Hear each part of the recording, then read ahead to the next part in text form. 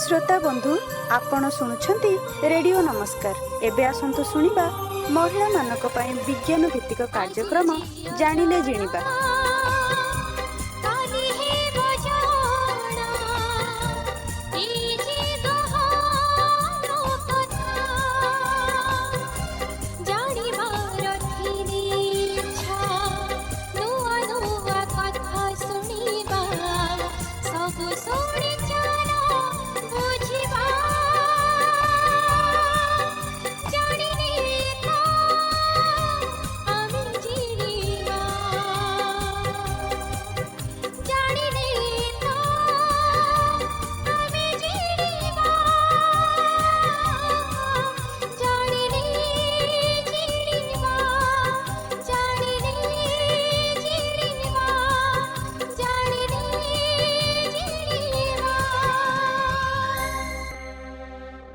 आपण शुणुछंती रेडियो नमस्कार द्वारा प्रस्तुत एवं राष्ट्रीय विज्ञान और प्रौद्योगिक संचार परिषद द्वारा प्रायोजित कार्यक्रम जानिले जिनिबा।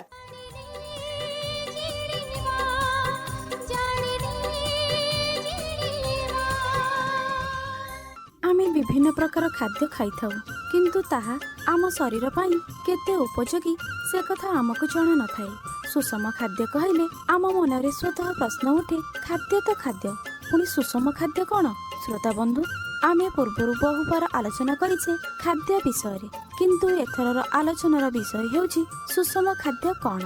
एही आलोचना रे आज आम सहित अछंती विशेषज्ञ अनुप साहू। श्रोता बंधु, भगवान का सृष्टि रे शरीर एक मंदिर सदृश। आम ए शरीर को सुस्थ और निरोग रखिबाकू लोड़ा सुषम खाद्य। आमर पूर्व आलोचनार विषय वस्तु थिला खाद्य, किंतु जीवन को अधिक सरस सुंदर और निरोग रखिबा पई लोड़ा सुषम खाद्य। एही सुषम खाद्य जे आम जीवन पई केते गुरुत्वपूर्ण, एहा ही आजिर आलोचनार विषय वस्तु। एही विषय रे पुंखानुपुंख भाबरे आलोचना करिया पई आम स्टूडियो रे उपस्थित अछंती विशेषज्ञ अनुप साहू। सर नमस्कार। नमस्कार सर, स्वागत जनाउछि आपनको आमर ए जानिले चिनिबा कार्यक्रम को। आपण को मध्य बहुत बहुत धन्यवाद जे मते आपण एई प्रोग्राम को डाकिछंती आउ एठी किछि आलोचना करिवार सुযোଗ दैछंती। महिला मानकर सचेतनता ऊपर जो प्रोग्राम टी आपण करछंती जानिले जिनिबा, वास्तविक एटा गोटिए बहुत भल सचेतनता धर्मी कार्यक्रम। एहा द्वारा समाजर कल्याण हो पारिबो आ समाजर महिला माने तांकर दैनंदिन जीवन रे जहा सब करूछंती सेथिरे किछि आमे उन्नति से माने करि परिबे बोली मु आशा रखुछि। धन्यवाद। सर, आपण कहिबे कि सुषम खाद्य कहले आमे कोन बुझिबा? एक कथा तो आमे आगुरु गोटे प्रसंग रे आलोचना करथिले खाद्य विषय रे, किंतु जतेबेले सुषम खाद्य कथा उठे सेतेबेले मु गोटे कथा कहबी, जे खाद्य खाइले खाद्य उपादान मान दरकार परिमाण रे ओ आवश्यक अनुपात रे मिली थाए ताहाको आमे सुषम खाद्य बोली कहिबा। धरंतु आम शरीर पई जो जो उपादान जेतिकी परिमाण दरकार से परिमाण गोटे बालांस मेंटेन करबा पई हमको खाद्यर क्वांटिटी को देखिबा को पड़िबो, तार क्वांटिटी को जानिबा को पड़िबो। सेही क्वांटिटी अनुसार हम खाद्य खाइले आमे सेही परिमाणर बालांस को मेंटेन करबा। श्वेतसार हमर अधिक हो जाउथिबा, हम अधिक श्वेतसार खाउथिबा, पुष्टिसार कमै दबा, पुष्टिसार अधिक खाइबा, श्वेतसार कमै दबा। एमिति हेले कोन हबो ना एई हमर फूड बालांस ता शरीर भितरे हेई परिबो नाही आउ शरीरर विभिन्न प्रकार समस्या देखा दबो। सर, कहिबे कि खाद्य खाइबार प्रक्रिया कोन हेबा आवश्यक? खाद्य खाइबार प्रक्रिया कोन हेबा आवश्यक ना प्रथमे हमें जानिबा आवश्यक जे केउ केउ खाद्य द्रव्य रे केउ केउ उपादान रहिछि आउ सेही खाद्य को आमे केते परिमाणर खाइबा।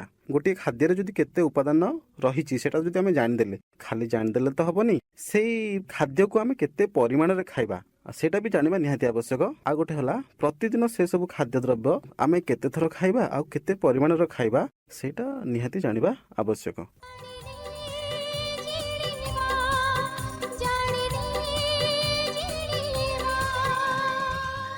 सर, एबे कहंतु आमे जति गोटे दुटी खाद्य खाइबा और अन्य सब खाद्य न खाइबा ताहले कोन चली जिवो कि? देखंतु भल प्रश्नटी पचारे। धरंतु आमे गोटे खाद्य खाइबा, गोटे लोक भात खाउची, भात संगे सी प्रतिदिन डाली खाउची, सी कह भात डाली खाउची तो मु अलग खाद्य कहीं खाइबी, भात डाली खाउची, खटा टिके खाई दउची कि सुखा टिके खाई दउची कि ता संगे लुण लंका टिके खाई दउची ସେ କହିବ ମୋର ତ ଏତିକି ହେଇଯାଉଛି, ପଇସା ବଞ୍ଚିଯିବ, ମୁଁ ଅଲଗା ଖାଦ୍ୟ କାହିଁକି ଖାଇବି? ନା, ସେମିତି କରିବା ଉଚିତ ନୁହଁ। କାହିଁକି ନା ଆମର ଅନ୍ୟ ଖାଦ୍ୟ ଗୁଡାକରେ ଯେତିକି ପୋଷକ ତତ୍ତ୍ୱ ରହୁଛି, ମନେକର ଗୋଟେ ଲୋକ ପନିପରିବା ଖାଇଲା, ଦହି ଟିକେ ଖାଇଲା, ତାପରେ ଆମର ଛେନା ଟିକେ ଖାଇଲା, ତାପରେ ରୁଟି ଖାଇଲା, ମାଂସ ଖାଇଲା, ଅଣ୍ଡା ଖାଇଲା, ତାଙ୍କ ସେଇ ଖାଦ୍ୟ ପଦାର୍ଥରୁ ଯୋଉ ଯୋଉ ପୋଷକ ତତ୍ତ୍ୱ ଆମର ପାଇବା କଥା, ସେଇ ପୋଷକ ତତ୍ତ୍ୱଟି ଏ ଭାତ ଡାଲି ଖାଉଥିବା ଲୋକଟି ପାଇପାରିବ ନାହିଁ। ଫଳରେ କ'ଣ ହବ, ସେଇ ପୋଷକ ତତ୍ତ୍ୱର ଅଭାବ ତା ଶରୀରରେ ଘଟିବ। ଆଉ ପୋଷକ ତତ୍ତ୍ୱର ଅଭାବ ଘଟିଲା ମାନେ ସେ ନିଶ୍ଚିନ୍ତ ଭାବରେ ବିଭିନ୍ନ ପ୍ରକାର କୁପୋଷଣ ରୋଗର ଶିକାର ହବ। ସାର୍, ସୁଷମ ଖାଦ୍ୟ ତାଲିକା କହିଲେ ଆମେ କ'ଣ ବୁଝିବା? ସୁଷମ ଖାଦ୍ୟ ତାଲିକା କହିଲେ ଖାଦ୍ୟ ଦ୍ରବ୍ୟକୁ ପ୍ରତିଦିନ କେତେ ପରିମାଣରେ ଖାଇଲେ ଆମର ସ୍ୱାସ୍ଥ୍ୟ ଭଲ ରହିବ, ଆମ ଶରୀରର ବୃଦ୍ଧି ଓ କ୍ଷୟପୂରଣ ଆଶାନୁରୂପେ ହୋଇପାରିବ ଓ ଆମଠାରେ ଖାଦ୍ୟ ଅଭାବଜନିତ ରୋଗ କିଛି ଦେଖାଯିବ ନାହିଁ, ତାହା ଆଗରୁ ସ୍ଥିରୀକୃତ ହୋଇସାରିଛି। ତାହାକୁ ହିଁ ଆମେ ସୁଷମ ଖାଦ୍ୟର ତାଲିକା ବୋଲି କହିବା। ସାର୍, ଆପଣ ଏବେ ସୁଷମ ଖାଦ୍ୟ ବିଷୟରେ କହିଲେ, ଯେ ଲୋକର ଉତ୍ତମ ସ୍ୱାସ୍ଥ୍ୟ ହେବା ପାଇଁ ବା ଉତ୍ତମ ସ୍ୱାସ୍ଥ୍ୟ ପ୍ରତି କି କି ଖାଦ୍ୟ ଆବଶ୍ୟକ, କେତେ ପରିମାଣରେ ଆବଶ୍ୟକ ହୋଇଥାଏ?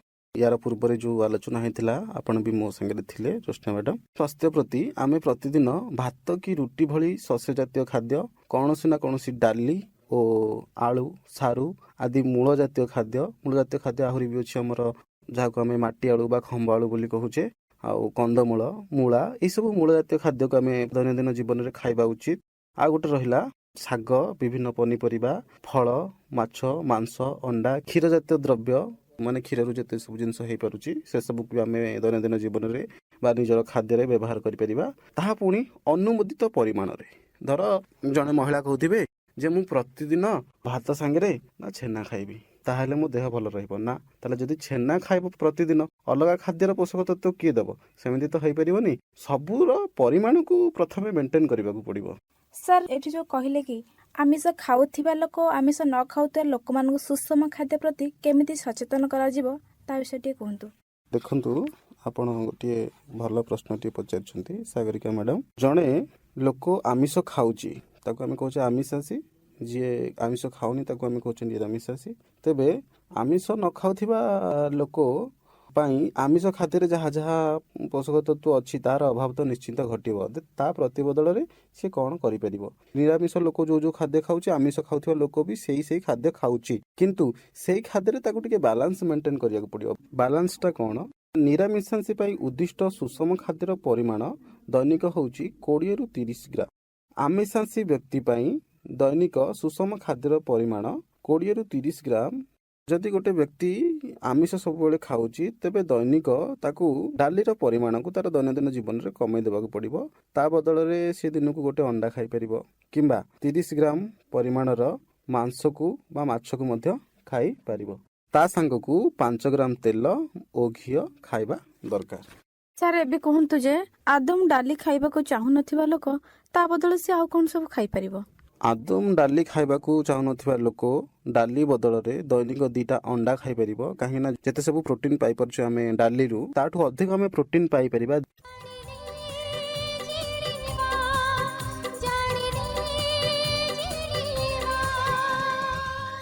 ସାର୍, ଏବେ ଆମ ଶ୍ରୋତାବନ୍ଧୁମାନଙ୍କୁ କୁହନ୍ତୁ ଯେ ଯେତେବେଳେ ଆମେ ସୁଷମ ଖାଦ୍ୟର ତାଲିକା ପ୍ରସ୍ତୁତ କରିବା, ସେଇ ତାଲିକା ପ୍ରସ୍ତୁତି ବେଳେ କୋଉ କୋଉ ଦିଗ ପ୍ରତି ଆମେ ଧ୍ୟାନ ଦେବା ଉଚିତ? ସୁଷମ ଖାଦ୍ୟର ଯଦି ତାଲିକା ପ୍ରସ୍ତୁତ କଲା ବେଳେ ଆମେ ଦେଖିବା, ପ୍ରଥମ କଥା ହେଲା ସେ ପୁରୁଷ ନା ମହିଳା। ତାପରେ ଦେଖିବା ଯେ ଯଦି ସେ ପୁରୁଷ ବା ମହିଳା, ତାଙ୍କର ବୟସ କେତେ। ଦ୍ୱିତୀୟରେ ଗଲା ତାଙ୍କର ବୟସ। ତୃତୀୟରେ ଆସୁଛି ସେ ସାମାନ୍ୟ କି କଠିନ ଧରଣର ପରିଶ୍ରମ କରୁଛନ୍ତି। ଯଦି ସାମାନ୍ୟ ପରିଶ୍ରମ କରୁଛନ୍ତି ତାହେଲେ ତା ପାଇଁ ଖାଦ୍ୟ ତାଲିକା ସ୍ୱତନ୍ତ୍ର ଧରଣର ରହିବ। ଯଦି କଠିନ ପରିଶ୍ରମ କରୁଛନ୍ତି ତାଙ୍କ ପାଇଁ ମଧ୍ୟ ଖାଦ୍ୟ ତାଲିକା ସ୍ୱତନ୍ତ୍ର ଧରଣର ରହିବ। ଆଉ ଗୋଟେ ଆସୁଛି ଆମର ଚତୁର୍ଥରେ, ସେ ଆମିଷାଶୀ କି ନିରାମିଷାଶୀ। ଆମିଷାଶୀ ଲୋକମାନଙ୍କ ପାଇଁ ସୁଷମ ଖାଦ୍ୟର ତାଲିକା ଗୋଟେ ଧରଣର ରହିବ ଏବଂ ନିରାମିଷାଶୀ ଲୋକମାନଙ୍କ ପାଇଁ ଖାଦ୍ୟର ତାଲିକା ଭିନ୍ନ ଧରଣର ରହିବ। ଯଦି ମହିଳା ହେଇଥାନ୍ତି, ପ୍ରଥମେ ଦେଖିବାକୁ ପଡ଼ିବ ସେ ସାଧାରଣ ମହିଳା ନା ଗର୍ଭବତୀ ମହିଳା। କାହିଁକି ନା ସାଧାରଣ ମହିଳାମାନଙ୍କ ପାଇଁ ସୁଷମ ଖାଦ୍ୟର ତାଲିକା ଗୋଟେ ପ୍ରକାରର ହୋଇଥିଲା ବେଳେ ଗର୍ଭବତୀ ମହିଳାମାନଙ୍କ ପାଇଁ ଖାଦ୍ୟ ତାଲିକା ଅନ୍ୟ ଏକ ସ୍ୱତନ୍ତ୍ର ଧରଣର ହୋଇଥାଏ। ସାର୍, ଏବେ କୁହନ୍ତୁ, ଜଣେ କଠିନ ପରିଶ୍ରମ କରୁଥିବା ଲୋକ ଆଉ ଜଣେ କଠିନ ପରିଶ୍ରମ କରୁନଥିବା ଲୋକ, ଖାଦ୍ୟ ତାଲିକା ଭିତରେ ପାର୍ଥକ୍ୟ ଆସେ କାହିଁକି? ଦେଖନ୍ତୁ ଯେତେବେଳେ ଗୋଟେ ଲୋକ କଠିନ ପରିଶ୍ରମ କରୁଛି ସେତେବେଳେ କ'ଣ ହୁଏ ଶରୀରର ବାହ୍ୟ ଅଙ୍ଗ ଆଉ ଅନ୍ତଃ ଅଙ୍ଗ ଯାହା ସବୁ ଅଛି ସମସ୍ତେ କାର୍ଯ୍ୟବ୍ୟସ୍ତ ହୁଅନ୍ତି ଆଉ ଦିନ ସାରା କ'ଣ କରନ୍ତି ନା କାମ କରି କରି ବହୁତ ବି ଟାୟାର୍ଡ ହେଇଥାନ୍ତି। ସେଥିପାଇଁ କ'ଣ ହୁଏ ନା ତାଙ୍କ ପାଇଁ ଅଧିକ ପରିମାଣରେ ଖାଦ୍ୟ ଆବଶ୍ୟକ ହୋଇଥାଏ। କଠିନ ପରିଶ୍ରମ କରିବା ଦ୍ୱାରା କ'ଣ ହୁଏ ନା ଆମ ଶରୀରରୁ ଅଧିକ ପରିମାଣରେ ହାଇଡ୍ରୋକ୍ଲୋରିକ୍ ଏସିଡ୍ ବାହାରିଥାଏ ଯୋଉଟା ଆମର ହଜମ କ୍ରିୟାରେ ସାହାଯ୍ୟ କରେ।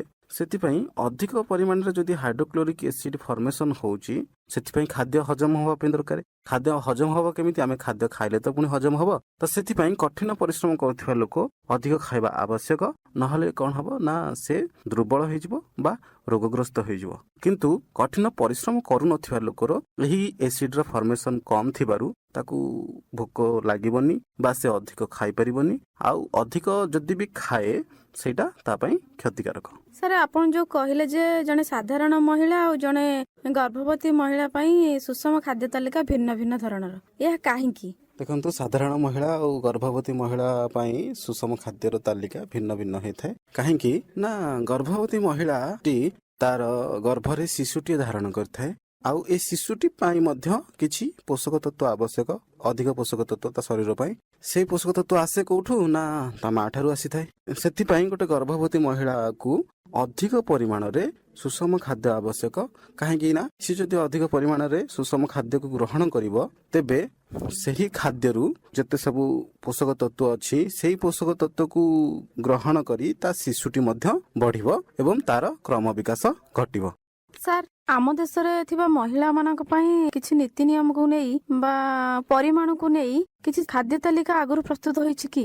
ଖାଲି ମହିଳା ମାନଙ୍କୁ ନୁହଁ, ଆମର ମହିଳା ପୁରୁଷ ଉଭୟ ମାନଙ୍କୁ ନେଇକି ଆମର ଗୋଟେ ଖାଦ୍ୟ ତାଲିକା ପ୍ରସ୍ତୁତ କରାଯାଇଛି। ପ୍ରଥମେ ଦେଖାଯାଇଛି ଯେ ଆମ ଦେଶର ଲୋକମାନଙ୍କର ଖାଦ୍ୟାଭ୍ୟାସ କ'ଣ ଓ ପ୍ରତିଦିନ ସେମାନେ ଖାଦ୍ୟରେ କ'ଣ କ'ଣ ସବୁ ଆବଶ୍ୟକ କରୁଛନ୍ତି, ଏସବୁକୁ ବିଚାରକୁ ନେଇକି ଭାରତୀୟ ଆୟୁର୍ବିଜ୍ଞାନ ଗବେଷଣା ପରିଷଦ ବା Indian council of medical research କ'ଣ କରିଛି ନା ଜୈବିକ ସୁଷମ ଖାଦ୍ୟର ଗୋଟିଏ ତାଲିକା ପ୍ରସ୍ତୁତ କରାଯାଇଛି। ସେଇଟା ଆମର ନିକଟ ଭବିଷ୍ୟତରେ ଆମେ ଆମର ଶ୍ରୋତାମାନଙ୍କୁ ଜଣେଇଦେବୁ। ସାର୍ ଆପଣଙ୍କ ମୂଲ୍ୟବାନ ସମୟ ଆମକୁ ଦେଇଥିବାରୁ ଆପଣଙ୍କୁ ଅଶେଷ ଅଶେଷ ଧନ୍ୟବାଦ। ଆପଣଙ୍କୁ ମଧ୍ୟ ମୋର ଅନେକ ଧନ୍ୟବାଦ। ଶ୍ରୋତା ବନ୍ଧୁ, ଆପଣ ଶୁଣୁଥିଲେ ଏକ ଆଲୋଚନା। ଆଲୋଚିତ ବିଷୟଟି ଥିଲା ସୁଷମ ଖାଦ୍ୟ କ'ଣ। ଏହି ଆଲୋଚନାରେ ମୋର ସହ ଉପସ୍ଥାପିକା ଥିଲେ ସାଗରିକା। ଏବେ ତ ସମୟ ଇସାରା ଦେଲାଣି। କାର୍ଯ୍ୟକ୍ରମକୁ ଏଇଠି ଶେଷ କରି ବିଦାୟ ନେଉଛି ମୁଁ ଜ୍ୟୋତ୍ସ୍ନା। ନମସ୍କାର। ଜାଣିଛ ଅନୁପ, ଜାଣିଲେ ଜିନିମା କାର୍ଯ୍ୟକ୍ରମରେ ଆକର୍ଷଣୀୟ ପୁରସ୍କାର ଦିଆଯାଉଛି। ସତରେ ନା କ'ଣ? ହଁ। କେମିତି?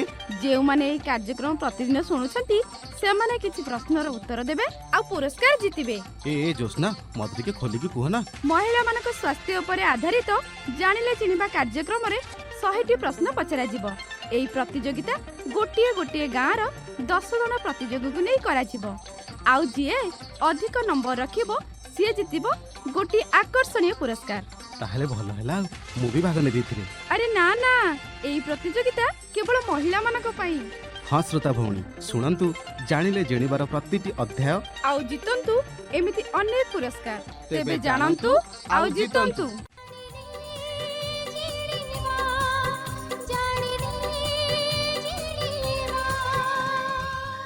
ଆପଣମାନେ ଶୁଣୁଥିଲେ ରେଡିଓ ନମସ୍କାର ଦ୍ୱାରା ପ୍ରସ୍ତୁତ ଏବଂ ରାଷ୍ଟ୍ରୀୟ ବିଜ୍ଞାନ ଓ ପ୍ରାଦ୍ୟୋଗିକ ସଞ୍ଚାର ପରିଷଦ ଦ୍ୱାରା ପ୍ରାୟୋଜିତ କାର୍ଯ୍ୟକ୍ରମ ଜାଣିଲେ ଜିଣିବା।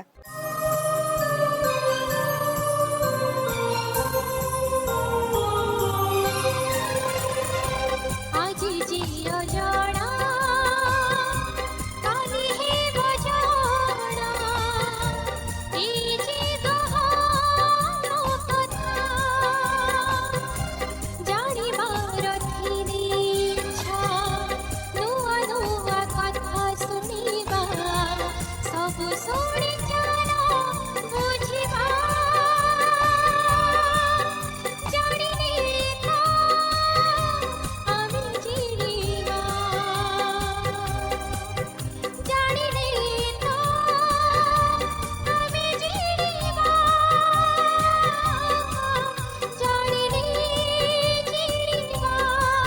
ଆପଣ ଶୁଣୁଥିଲେ ମହିଳାମାନଙ୍କ ପାଇଁ ବିଜ୍ଞାନ ଭିତ୍ତିକ କାର୍ଯ୍ୟକ୍ରମ ଜାଣିଲେ ଜିଣିବା।